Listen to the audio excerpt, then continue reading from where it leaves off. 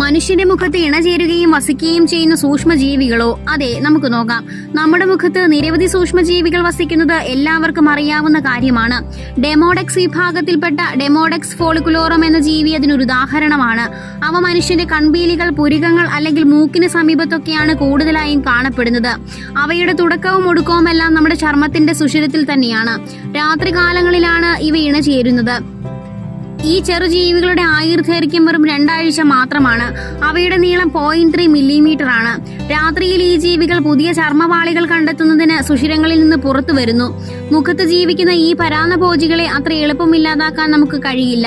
എത്ര സോപ്പിട്ട് കഴുകിയാലും ഇവ ചാവില്ല. കാരണം ചർമ്മത്തിന്റെ ആഴങ്ങളിലാണ് ഇവ ജീവിക്കുന്നത്. എന്നാൽ നമ്മുടെ മുഖത്ത് ഇങ്ങനെ ഫ്രീ ആയി ജീവിക്കാൻ അനുവദിക്കുന്നതിന് പകരമായി അവയും നമുക്ക് നല്ലൊരു കാര്യം ചെയ്തു തരുന്നുണ്ട്. എന്താണെന്നല്ലേ? അവ നമ്മുടെ സുഷിരങ്ങൾ വൃത്തിയാക്കുന്നു.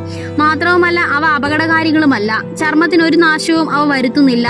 90% മനുഷ്യരിലും ഇവ കാണപ്പെടുന്നു. ജീവിതകാലം മുഴുവനും നമ്മുടെ ശരീരത്തിൽ ജീവിക്കുന്ന ഒരേയൊരു ജീവിയും ഇതാണ്.